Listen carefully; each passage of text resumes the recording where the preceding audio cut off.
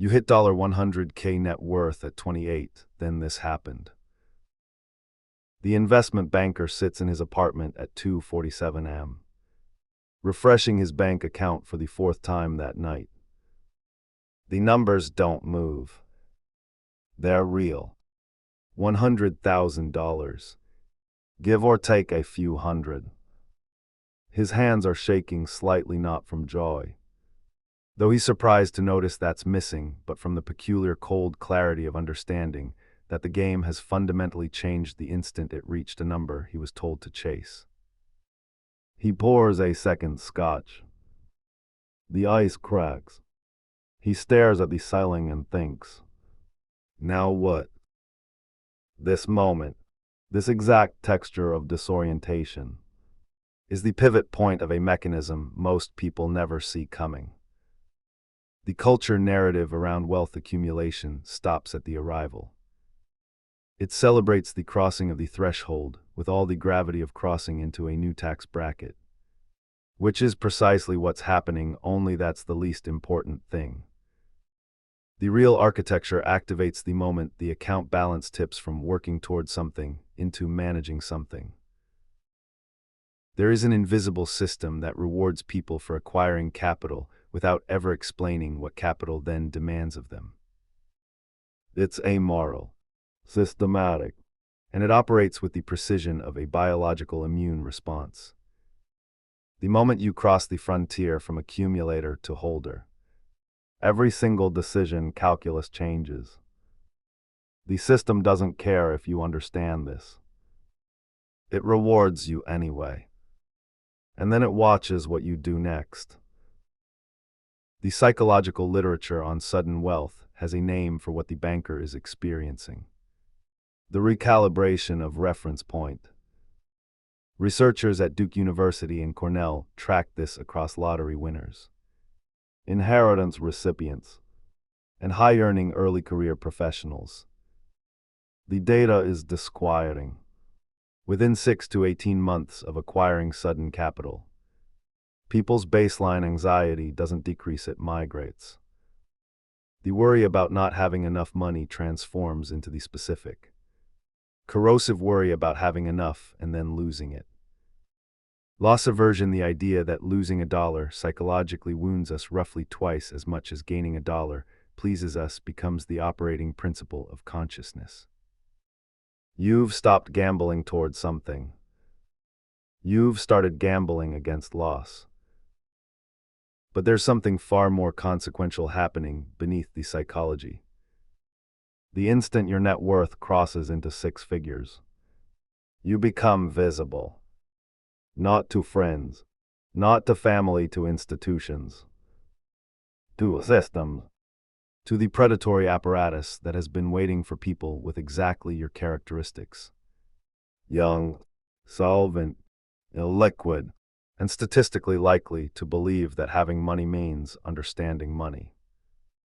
Within weeks of crossing this threshold, the banker will receive calls from financial advisors he's never heard of, emails from private credit funds, invitations to high net worth dinner events where sophisticated-looking people in Italian shoes will explain why he's making catastrophic mistakes with his capital. And here's what the system counts on: he will listen. He has to. The architecture of wealth above the first 100,000 is deliberately constructed to extract cognitive and emotional labor from the moment you arrive. The traditional path creates a compounding obligation. You now have enough to be a target, not enough to be insulated, and zero training in the specific cognition required to maintain what you've built. This is the friction point. This is where the system moves from building wealth to building anxiety, loyalty, and dependency on intermediaries. The mechanism works like this: capital seeks return, but capital also seeks company. Once you have it, the default human instinct is not to keep it, it's to deploy it. This is behaviorally predictable. The brain that spent its 20s building toward this moment doesn't know how to simply hold. There's a psychological pressure, almost an itch, to move it somewhere, to put it to work. The financial services industry has spent 40 years understanding and weaponizing this exact instinct. They have entire departments dedicated to understanding the psychology of the newly wealthy young. Ambitious, susceptible to narratives about optimization and efficiency. The language changes. It's no longer about investing, it's about positioning, about thesis, about asymmetric opportunities. Consider the case of Mike Tyson, not for his personal tragedy, but for the mechanisms it illustrates. At the height of his earning power, between ages 20 and 32, Tyson made approximately $300 million. He had $300 million in hand. Not theoretical wealth, not company equity, liquid, accessible, spendable capital. Within 15 years, the Institute of Personal Finance calculated he had less than $1 million remaining. The story that got told that he was reckless, stupid, undisciplined misses the actual mechanism. What happened was that Tyson's capital became the object of attention from every predatory system designed to separate the newly wealthy from their holdings. He was surrounded by enablers. Yes, but more importantly, he was surrounded by the entire apparatus of the financial world that specializes in making the newly rich feel that their money is doing something wrong if it's just sitting there. Tyson didn't lose $300 million because he was weak. He lost it because the system is designed to extract it from people in his position, and he had no framework for resisting systems. The invisible hand here isn't the market. It's the apparatus of obligation that activates the moment your net worth crosses a psychologically significant number. You're now wealthy enough to be interesting, but not wealthy enough to ignore advice. Not wealthy enough to hire people who are truly aligned with your interests rather than their own incentive structures. Not wealthy enough to build genuine optionality. This is where the story breaks apart, where the conventional narrative about wealth and success collides with the actual mechanism.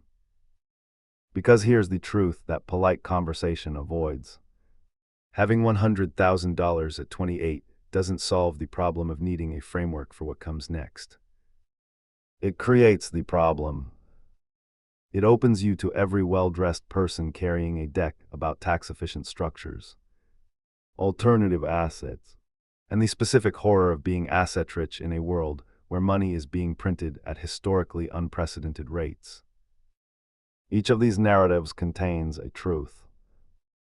Each truth points toward a different destination.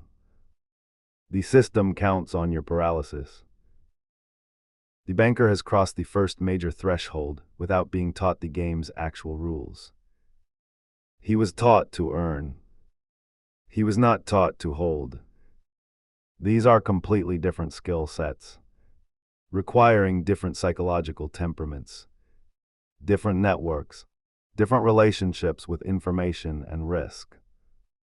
The same personality that made him good at accumulation, the hunger, the competitive drive, the susceptibility to external validation is the exact personality that now makes him vulnerable. He's optimized for growth in an environment that now demands preservation. The mismatch is not his failure. It's the system's design. Pause. The turn comes when the question shifts from "how did I get here" to "who benefits if I move capital." Once you ask that question with clarity, the architecture becomes visible. Every advisor, every opportunity, every call and email and confidential briefing, all of it has a financial vector. Someone's income depends on your capital moving, challenging, being restructured, being optimized not maliciously, systematically. The system doesn't require malice. Misalignment of incentives is sufficient. The research on financial decision-making after sudden capital acquisition is unambiguous. Studies from the Journal of Economic Behavior Organization show that people with newly acquired capital make statistically worse decisions about risk allocation than they did before acquiring it. Why? Because the stakes change. When you have no capital, risk is asymmetrical, you can only lose so much. Once you have capital, the calculation inverts. You can lose everything. This produces a different species of anxiety, one that makes you susceptible to the voices of people who claim to understand how to prevent loss. The system understands this. It exploits it. The wealthy do not retire from the game. They enter a new game, one with higher stakes and less transparent rules. The first $100,000 is a milestone. The transition into the tier above it is a mechanism. Most people cross that threshold believing they've solved the problem they spent their 20s trying to solve. They haven't. They've completed the first level of a game whose remaining levels operate on entirely different principles. Consider the difference in decision-making frameworks. When you have $5,000, you make decisions based on direct personal analysis. Is this a good deal? Can I afford it? When you have $100,000 but still think the same way, you're operating in the wrong mode. The decision architecture for managing capital above 6 figures requires systems thinking. It requires understanding that nearly every financial decision will have second and third-order effects you can't see if you're thinking in isolation. This is where institutional dependency becomes not a choice, but a necessary infrastructure. The banker cannot manage this alone. Neither can you. The system knows this. It's counting on it. By the time most people accumulate significant capital, they're already embedded in relationships with financial intermediaries. Tax professionals, investment advisors, all of whom benefit from capital remaining complex, from the newly wealthy remaining uncertain enough to keep paying for guidance. But here's what remains true. Capital is optionality. The moment you understand that your wealth is not an achievement to protect, but a tool to deploy strategically, the game changes again. Not because you suddenly know everything, but because you stop outsourcing your thinking to people whose financial interests diverge from yours. The leverage point is recognizing that everyone who approaches you with a solution is selling something sometimes to you, sometimes about you. The specific strategic reframe is this. Treat your capital not as an asset to optimize, but as an option to preserve. The concept comes from the literature on optionality developed by Nassim Taleb and others in the probabilistic risk tradition. An option is the right, but not the obligation, to do something. Most financial advice treats capital as something that must be deployed, that must work, that must generate returns. Optionality treats it as freedom. Freedom is worth a price.